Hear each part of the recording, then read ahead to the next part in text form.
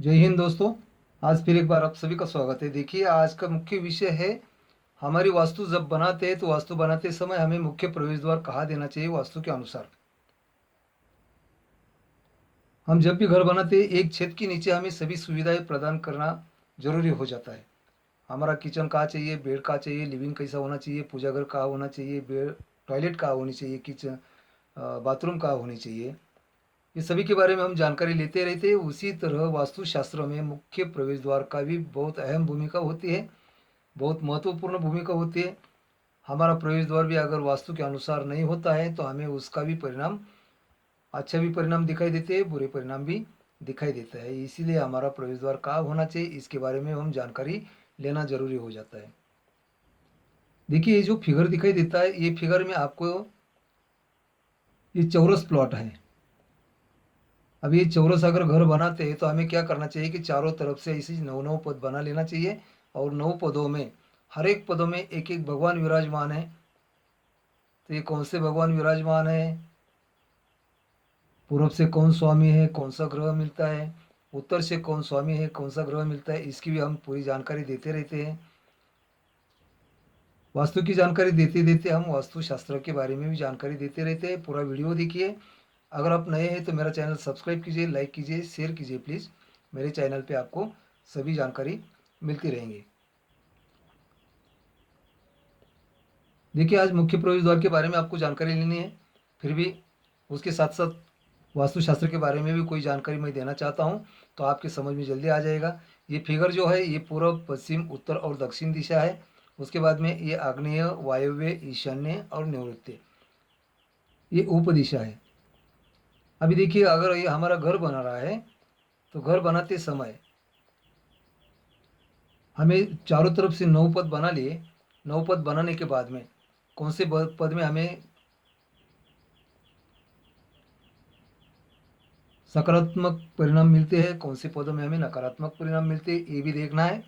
और उसके साथ साथ हमें ये भी देखना है कि देखिए, उत्तर के बाजू में अगर कुबेर भगवान स्वामी होते हैं, बुध ग्रह की कृपा मिलती है, इसीलिए उत्तर के बाजू में हमें बहुत सारी पॉजिटिव ऊर्जा मिलती है। उसी तरह पूर्व के बाजू में इंद्र भगवान स्वामी होते हैं, सूर्य ग्रह की कृपा होती है, इसीलिए पूर्व पूर्व के बाजू में भी हमें बहुत सारी पॉजिटिव ऊर्जा ही मिलेगी। इसलिए ईशान्य कॉर्नर में देखते हैं तो उत्तर के बाजू में पॉजिटिव ऊर्जा मिलती है, पूर्व के बाजू में पॉजिटिव ऊर्जा मिलती है, तो ईशान्य कॉर्नर में हमें 100% पॉजिटिव ऊर्जा मिलती है। उसी तरह अगर वायु कॉर्नर में अगर देखते हैं तो उत्तर से आने वाली हमें पॉजिटिव ऊर्जा मिलती है, लेकिन पश्चिम से हमें नेगेटिव ऊर्जा मिलती है, तो यह हमारी पॉजिटिव ऊर्जा 50% हो जाती है। उसी तरह अगर अग्नि कॉर्नर भी देखते हैं तो अग्नि कॉर्नर में भी हमें पूर्व के बाजू में पॉजिटिव ऊर्जा मिलती है, लेकिन दक्षिण के बाजू में नेगेटिव ऊर्जा होने के कारण हमें यहाँ 50% पॉजिटिव ऊर्जा रह जाती है। उसी तरह अगर निवृत्त कॉर्नर देखते हैं तो निवृत्त कॉर्नर में उत्तर से आने वाली पॉजिटिव ऊर्जा यहाँ तक नेगेटिव हो जाती है। उसी तरह पूर्व से आने वाली पॉजिटिव ऊर्जा यहाँ तक नेगेटिव हो जाती है। और दूसरा कारण ये भी है कि निवृत्त कॉर्नर में विष्णु भगवान स्वामी होते हैं, लेकिन हमें राहु और केतु ये दोनों ग्रह की दुष्परिणाम दिखाई देते हैं। तो इसीलिए वास्तु का नियम यही है कि उत्तर से और पूर्व से जितनी भी पॉजिटिव एनर्जी आती है वो पूरी पॉजिटिविटी हमें निवृत्त कॉर्नर तक खींच के लाना है। तो उसका भी वास्तु के लिए नियम है, इसीलिए वास्तुशास्त्र बनाया हुआ है। हमारे ऋषि मुनियों ने, वशिष्ठ, अनिरुद्ध, नारद मुनि, बृहस्पति, वशिष्ठ ऋषि, विश्वकर्मा, इन सभी ने ग्रंथों में लिखित स्वरूप में हमें वास्तुशास्त्र बताया हुआ है। उसी का हम स्टडी करते हैं, वही फॉलो करते हैं और वही आपको बताते हैं। ये हमारी मन की बात तो हम बताते नहीं हैं। देखिए, अभी चलते हैं कि उच्चम स्थान क्या होता है और नीचम स्थान क्या होता है, ये भी समझ लीजिए। देखिए, उत्तर से अगर पॉजिटिव ऊर्जा यहाँ फिर 100% आती है तो यहाँ उत्तर के बाजू में उत्तर मध्य से लेकर ईशान्य तक उच्चम स्थान होता है और उत्तर मध्य से लेकर पश्चिम तक नीचम स्थान होता है। उसी तरह ईशान्य के बाजू में, पूर्व बाजू में, पूर्व मध्य से लेकर ईशान्य तक उच्चम स्थान होता है, क्योंकि यहाँ पॉजिटिव ऊर्जा बहुत होती है और यहाँ 50% पॉजिटिव ऊर्जा होती है, इसीलिए यहाँ नीचम स्थान दिया हुआ है पूर्व मध्य से लेकर आग्नेय तक।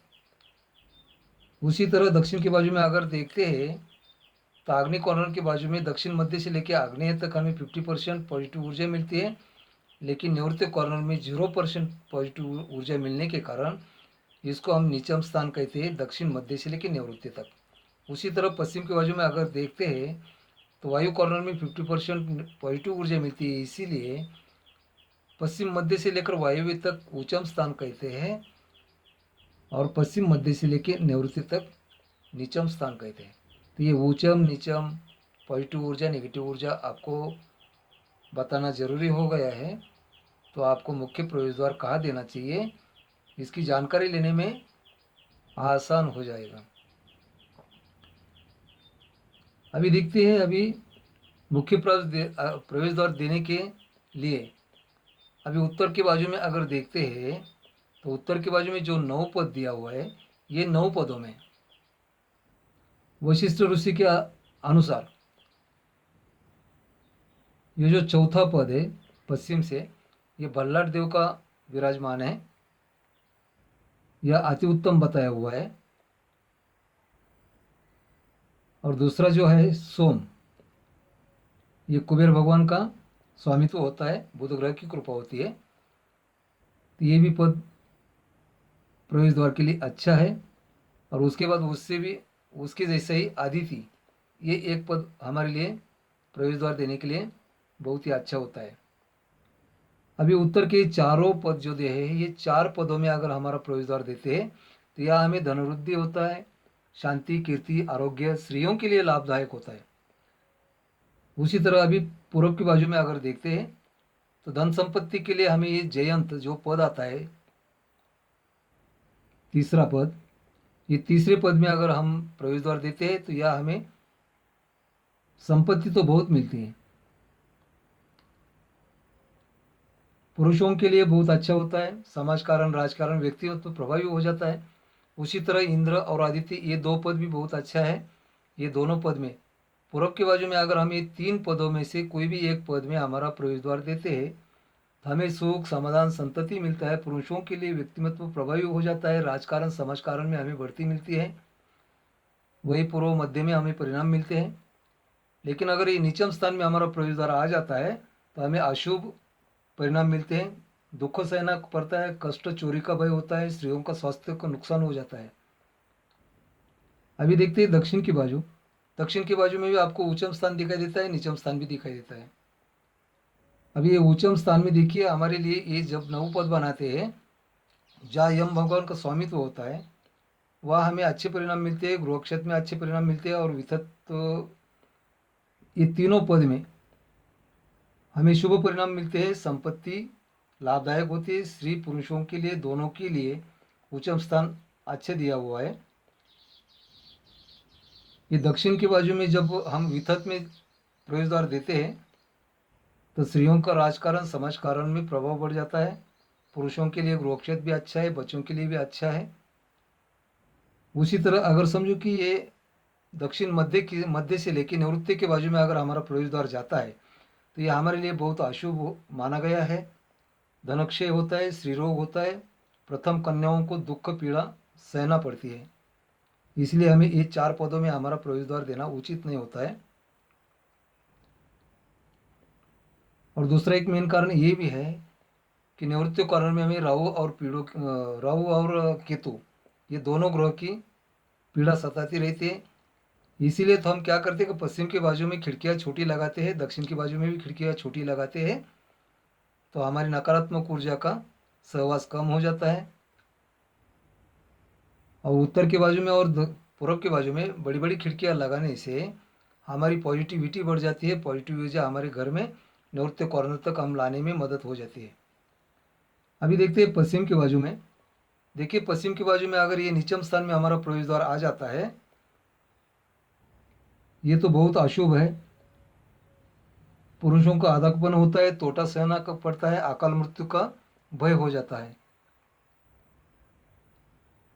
यह हमारे यम भगवान का आमंत्रित दरवाजा होता है, अगर ये यह दरवाजा अगर देते हैं तो यह हमारा यम भगवान का आमंत्रण यहाँ से आता है, ऐसा कहा जाता है। तो इसीलिए मृत्यु का भय होता है, आपघात का भय होता है, कोई भी स्वरूप में हमारा मृत्यु हो सकता है। उसके बाद में देखते हैं ये पुष्पदंत एक पद ऐसा दिया हुआ है, ये वशिष्ठ ऋषि के अनुसार दिया हुआ है कि ये पुष्पदंत में अगर हमारा प्रवेश द्वार हो जाता है तो ये पुष्पदंत में हमें बहुत सारी धनवृद्धि हो जाती है, पुरुषों के लिए भी लाभदायक होता है। उसके बाद में देखते हैं ये उच्चम स्थान आता है, तो उच्चम स्थान में तो हमारा प्रवेश द्वार होना जरूरी होता है, जहाँ शेष भगवान का विराजमान है। ये शेष भगवान जो है ये विष्णु का अवतार है। ये शंकर भगवान को मिलने के लिए पृथ्वी के ऊपर आ गए थे, तो ये भी हमारे प्रवेश द्वार के लिए बहुत अच्छा है। ये जो चार पद दिया हुआ है, वरुण, पुष्पदंत, आसुर और शेष, उच्चम स्थान दिया हुआ है, उच्चम स्थान में ये चार पद हमारे प्रवेश द्वार के लिए शुभ माना गया है। उसके बाद में आता है पापेक्ष्मा और वायु। ये दो पदों में हमारा प्रवेश द्वार नहीं देना नहीं चाहिए। वायु कॉर्नर में अगर हमारा प्रवेश द्वार आता है तो हमारे लिए बहुत अशुभ हो जाता है। देखिए अभी वायव्य के उत्तर के वायु में, उत्तर के वायु में ये जो तीन पद आता है, यह वायु है, नाग भगवान है और मुख्य देव है। ये तीनों पदों में हमें प्रवेश द्वार नहीं देना है।